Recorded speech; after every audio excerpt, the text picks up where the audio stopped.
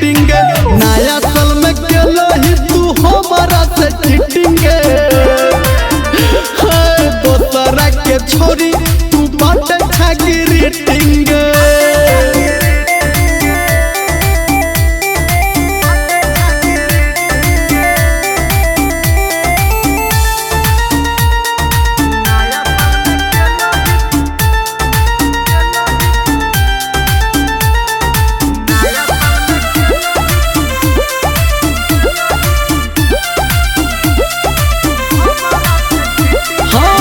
इक्कीस के चॉइस तोहर 22 के ख्वाइश गे पिकनिक में खेलो ही तू मुर्गा राइस गे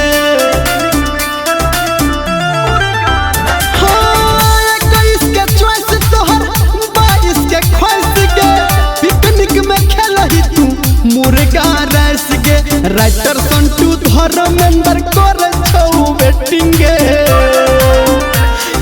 संजय सबरिया निकू के